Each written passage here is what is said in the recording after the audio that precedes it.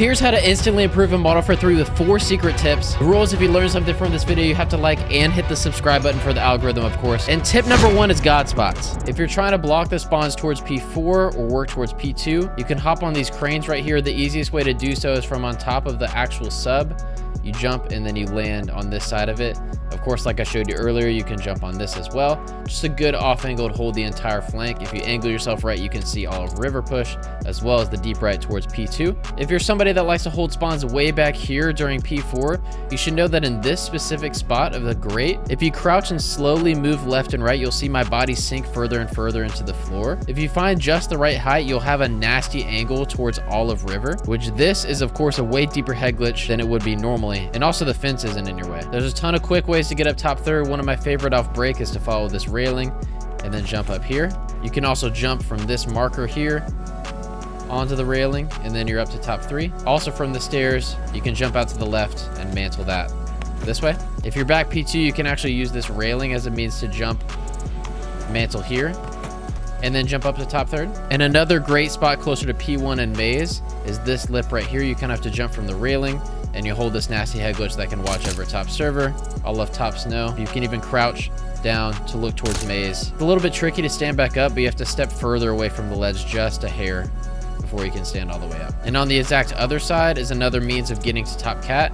You jump on this generator before hopping up top, and then you're here. This is a lot less exposed than having to use this method to go up to top, and it also saves you from having to use the cat steps. A nice counter head glitch for anybody that's playing back there, like we said earlier, is to jump on the ACs right here before fully checking the back this way and here. Back over to P2, these steps are a really great way for you to check both the top window as well as the P2 plat rush. So don't be afraid to sit here during P2 and just have a teammate soaking time. You should know that you can hop on top of this railing as another means of checking top window and top plat. Only problem with this one is that you're vulnerable to anybody that is up top snow heady. Further back into P2, you can actually jump on top of this. What it requires is walking up to the right side. You'll see your body lift up just a little bit, jump again, and you'll catch a ledge. And then jump again, you'll mantle into the box. You can crouch here and watch full flank this way. You can also jump on this generator across to those lights and even play that corner over there. Not all of these are necessarily practical in game, but definitely ways that you can throw your opponents off because nobody's going to be checking for you here. You can also jump on these lights here. There's just a bunch of different off angles, a bunch of different parkour spots actually in this part of the map. You can also go along this entire ledge and then play the corner that way. You have to jump from the forklift, but once you do, you can run all the way along this line. Let me do that again, but not mess it up this time. All the way along this line, and then jump onto the light post this way. Then you can turn around and hold flank like so. You can also do that same route, but opposite, and then end up back on the box that we were talking about earlier. There's some cool finesse routes that you can take from top garage and top snow. You can jump from here all the way over to the garage windows, what that looks like. You have to line it up just right to avoid this corner, but once you do, you'll catch the ledge like that and climb right up to top garage. You can do the same thing, but opposite as well to mantle your way up to top snow. If you're trying to do the jump from bottom garage up towards top snow, instead of having to go this way, that takes that long mantle animation to get up top, what you can do is first hop on the pipe here, and then you'll short mantle your way up top to then continue flanking up towards top snow. Back here towards P3, a lot of people don't know you can hop in this fenced area. Use it to jump on top of this red thing where you can turn around, watch bottom garage, the top snow push, as well as helping out any teammates that might be on the hill time. And if you want to watch the deep push through, you can do that on this ledge here by jumping up and then crouching, looking between the wall and the forklift. For any finesse routes back here, I wouldn't really recommend the water just because the only way up is that ladder and the boat over there. I would first jump on this ledge and then you can walk along the railings here before flanking the back. Another great spot for watching the deep right, if you walk directly up to these green crates, it gives you a nice head glitch that looks over everything here. And there's a lot of great ways to finesse around this box. You can stand for this head glitch, crouch it as well if you're looking this side.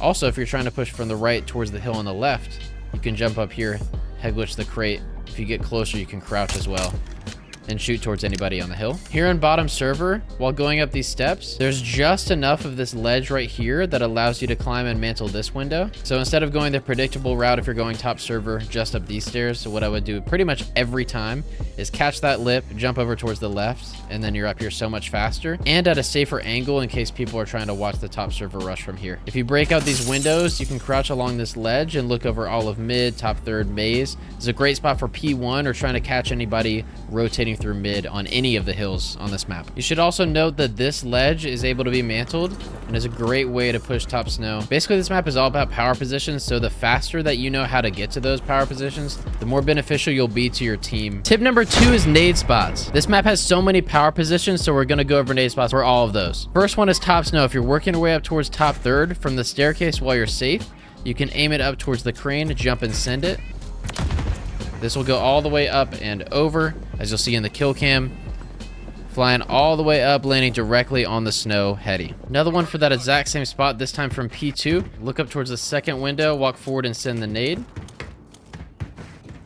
This will land on the snow head glitch. And from kill cam, what that looks like is going up through the P2 window and landing on anybody that's top snow. And another angle for that same spot is from bottom maze. A lot of times on P3, you're going to spawn maze while somebody's holding you from top snow, so you want to know an angle to hit that nade. So before you expose yourself to anybody that's up top snow or top P2, from the middle of maze, you're just going to look up, walk forward, and send the nade. Just like earlier, this will go up and over mid, landing in that same spot that we've been nading thus far. Next spot we want to nade is top third. This time it's going to be from way back tunnel. Basically, we want to line up with this corner right here, jump and send the nade as far as you can. This will land up top third, going all the way over mid and catching a bounce on the catwalk before getting anybody weak that's there. Same spot, different nade, this time towards river and back server. To make it more consistent, you want to jump on the crate, cook the nade for a second before jumping and sending over the left side of that wall. This will land up at top third, like I said earlier, again over that left corner. Jump and send. This will blow up at about the same time that it lands top third. Next spot is back green fences towards P4. To nade that from P1, you want to look between this pole on the left and the corner of the catwalk building. Cook the nade for just a second before jumping and sending it. This will blow up right on that green heady, as you'll see in kill cam.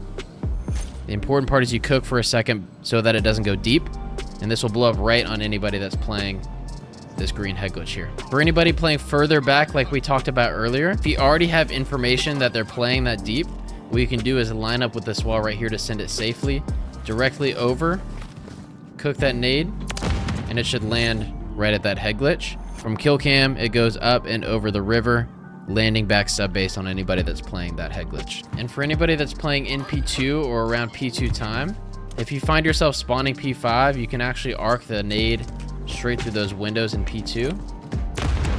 This will land on anybody playing the time.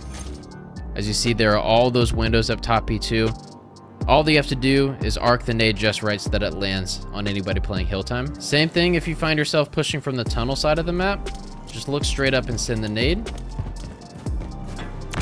This goes through those same windows that we were talking about earlier and lands directly on the hill. And last but definitely not least, the most important nade spots you'll need to know are for P1. P1 gets super mixy and contest heavy, so if you find yourself 3 or 4 down, you're going to want to coordinate team nades on P1. From server side, it's as easy as looking over the building and sending the nade. You don't even have to jump. This lands P1. Of course, going over server building and landing on the time. You don't have to do anything fancy with jumping or running or anything like that. Just look up and send that nade. Very similarly, from the P2 or the maze side, all you need to do is look up and send the nade. So go all the way over maze and land on anybody playing P1. This is what that looks like from the kill cam. Just get a good muscle memory for sending these nades. Keep P1 mixy, especially when you don't have numbers. And make sure your teammates know these nade spots as well. Tip number 3 is spawns. We're going to be watching Optic and New York play each other in the recent CDL matches. For more clarification as the minimap, this is server side, this is P2 side. We're going to back up to the initial gunfights when the hill first pops. You'll see the white arrows New York and the green arrows Optic. It gets mixy at first because a lot of the players are straight up on P1. So you'll see one of the Optic players spawns towards P2 and the other one spawns out towards P3. So this hill is usually split up between this side of the map and this side of the map. As you'll see, the further kills spawn in and they start to normalize. So 7 spawns towards P3 and 4 spawns towards P2 and further towards the back. You'll see those will start to look a little bit more normal as these kills go through. Optic has this side spawns, New York has this side spawns. So keep that in mind as you're playing P1. The important thing is that you get these P2 spawns that Optic seemed to be getting, although they did spawn out a little bit towards the end just because New York are getting these kills and getting control. But P1 is very simple. Like I said, this map is a lot about power positions and getting to those power positions. But the more that you can read the spawns, the better. And what that looks like, of course, on P1 that we've been talking about is either left side or the right side of the map. Now up next is P2. You'll see once this hill pops, it stays pretty similar, although the spawns become a little bit more strict towards this part of P3 and back garage. And then over here where 5 just spawned towards back sub base. So when you're playing this hill and you have control, the most common spots they're going to be coming from are garage and P5 or tunnel. The smart route is usually to hit towards garage, but you'll find people playing tunnel. So that's why the power positions of top third and stuff like that are so important, because you can fully block off those 2 lanes of the map that they're going to be coming from. And as you'll see later on in the hill, the spawns flip. So New York have the spawns towards the new hill, and Optics even spawn as far back as deep sub base, which is insane. But just keep those in mind when you're on P2. You want to start out with these spawns and then eventually flip towards where New York is on the P3 side. Once P3 pops, you'll see the stickiest spawns are back here towards the actual hill point, over here towards maze, and then here in P2 closer to where number 7 just spawned. Keep in mind, this hill can get extremely mixy. I'll pause right here so you can see what I'm talking about. It's very common that this will happen pretty much every time there's a P3 rotation and you're playing. One player will spawn maze and one player will spawn P2. What you need to take from this video is that if you spawn P2 and you're trying to help your teammates towards the time, when you jump out these P2 windows, always check your left towards anybody that will be pushing maze. Just because you spawn P2 on this side of the map does not mean maze is safe, and vice versa. If you spawn maze, that does not mean P2 is safe. So if you spawn maze and you're pushing out towards mid, you need to check your right towards P2. I mean, these spawns get absolutely insane over here on this side of the map. But for the most part, the ideal spawns that make the most sense are the ones that you just saw. New York spawning back here towards the actual hill, and Optic spawning on this side of the map towards maze and P2. And now for P4, your typical spawn points are going to be back here towards the actual sub, and then over here towards back server. So a lot of the funneling is going to be happening towards river. You'll get crazy spawns like that. I'll back up so you can see. Even though Optic had control of the back, since they had players river and a player P1, it forced the New York spawn towards the way back. None of these spawns are perfect. They can get mixy sometimes, but as a general rule of thumb, as you'll see that it plays out, Optic are spawning back here in the deep, while New York are spawning towards P3, river, and somebody even gets a mixy spawn, I believe server or maze or something like that. Yeah, number 5, wherever that spawn was. The anchor is really important on this hill as well. You'll see number 1 and number 4. The hill's about to end, but keeping that as a general rule of thumb, you want to make sure you hard block the back so you don't flip out. And now the last hill, P5, you can get some crazy spawn traps on this hill, as we're about to see. The Optic players are kind of converging on New York in the hill, which causes number 8 to spawn pretty deep. That's usually where the spawn points are, here back garage and then towards P3. The crazy spawn traps can occur because of how sticky these spawns are back P3 and back garage. Even if you have somebody, like if an Optic player pushed up top garage, you can fully spawn trap the opponent's team as they continue to spawn P3, as you'll see number 5 just spawn there. Their only options are either to take a long route towards server or go tunnel and garage. So like I said, send somebody top garage and put them in the absolute blender as long as you have the P2 side of the map. I'll back up towards earlier on in the hill so that we can see where the Optic players spawn. You'll see the game wants to spawn them closer to back P2.